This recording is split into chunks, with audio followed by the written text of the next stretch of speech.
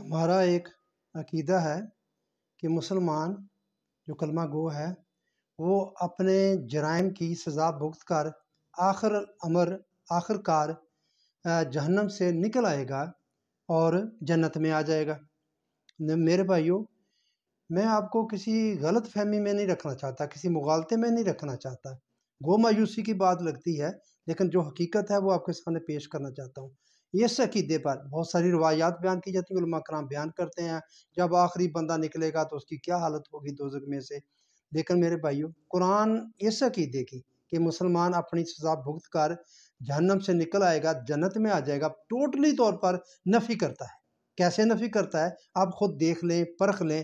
یہ سورہ مومنون کی آیات ہیں 102 اور 103، آپ خود کھول لیا کریں، دیکھ لیا کریں آیات کو۔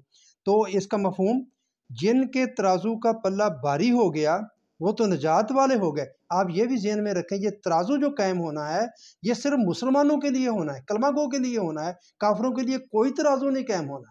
تو یہ ترازو جن کا پلہ، ان کا حساب کتاب ہے کلمہ گو کا، جن کے ترازو کا پلہ بھاری ہو گیا وہ تو نجات والے ہو گئے، اور جن کے ترازو کا پلہ ہلکا ہو گیا یہ ہیں وہ جنہوں نے اپنا نقصان آپ کر لیا، جو ہمیشہ کے لیے جہنم واصل ہوئے۔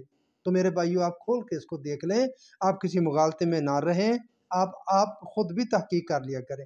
تو میرے بھائیو، آپ کو میری بات پسند آئے تو میرے بھائیو آپ پلیز ضرور میرے چینل کو سبسکرائب کریں، آپ لائک کریں، آپ شیئر کریں، آپ کمنٹس کریں۔ آپ یہ بے لاگ تبصرہ میں انشاءاللہ کوشش کرتا ہوں پیش کرنے کی، کسی لگی لپٹی بات نہیں کرتا۔